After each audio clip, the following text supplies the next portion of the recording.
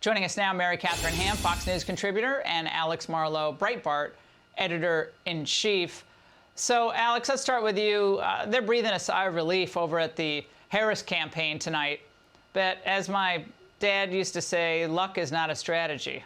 You actually have to have intelligence, experience, and a vision for an economy to avert these kinds of things, if at all possible. Yeah, Laura, I think the most important point you could make here is the point Donald Trump made, which this is Kamala Harris's fault. We would not have been here if she had not cast the tie-breaking votes for Build Back Better and the American Recovery Plan, both of which were unnecessary deficit spending that spiked inflation. And that's what these workers are really concerned about. They haven't negotiated a deal since 2018, and they weren't even thinking about inflation then. They fell way behind, and that's why Daggett is pushing his weight around. He's looking out for his guys.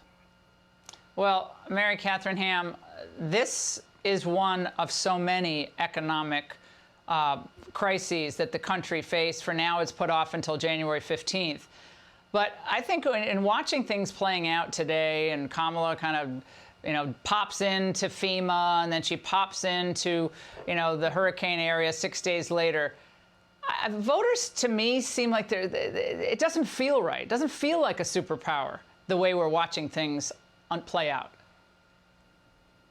Well, I certainly have no confidence in her leadership and have had no reason to be given confidence in her leadership. You get confidence by going out and doing things and solving problems, okay? You can't always solve the problem immediately in the position that she's in, but you can, take your 3.5 years to not make inflation terrible and not put us in this position. Maybe talk to your union allies and head these things off at the pass, but they are incapable of doing those things. And I would say I'm not sure that they've even dodged the bullet here for this reason. The American people have not either. There's already chaos and cost of living up because of 3 days of stoppage, because you can't just take 3 days of shipments out of the picture and then everything goes smoothly after that. I know that Democrats don't understand the economy and think you can just pause it like you did in 2020 and everything will be fine forever. No, that's not how it works. There are 3 days of backlogs here. And this is important because what's the Harris campaign's argument? The Harris campaign is that Donald Trump is chaos and that your cost of living is fine now. But in fact, here's chaos and your cost of living is going up. Alex, we see, again, this last minute, averting this strike. But the Fox Business reporter asked the longshoreman this key question. Watch this. How many folks support Vice President Harris? Any hands? No hands. Wow. Okay. It's nobody's business. It's nobody's business, says one man. So there you go. I tried, Maria, and interesting. Yeah. There you go. Wow. Interesting. Well, that's very interesting. Alex, union membership. I mean, the union heavies might support Kamala. The union workers, doesn't look like it. Yeah, I don't think so. All the polling is suggesting she's polling historically poorly with union members. And how could you blame her? Again, it's her fault we're here. And again, they just kicked the can to January.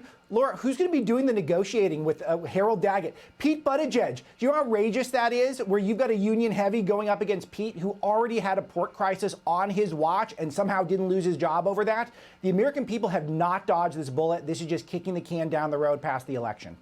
Now, Mary Katharine Ham, I just was howling laughing before the show started because I was watching Liz Cheney in Wisconsin, the woman who the Democrats called her family war criminals.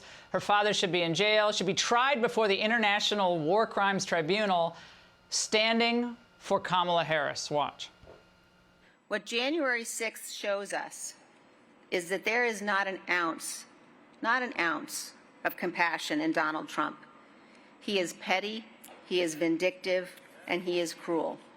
And Donald Trump is not fit to lead this good and great nation. Okay, so that's it. Mary Katharine, that's it. That's the joy that they're delivering. What holds them together, Liz Cheney and the Democrats, is a hatred of Donald Trump and the America First agenda. That's pretty much it. I mean, that is it. And here's the other thing. It goes beyond that because Liz Cheney has said Donald Trump's a unique threat. Look, it's fine. There's plenty of people who are not fond of Donald Trump. But she's also backing a Democrat in the Senate race in Texas. So, is it just Donald Trump or is it that you are becoming more liberal? Is that what happened? Yeah, I think the impact that Liz Cheney is going to have is going to be precisely zero. Mary Katharine and Alex, thanks so much.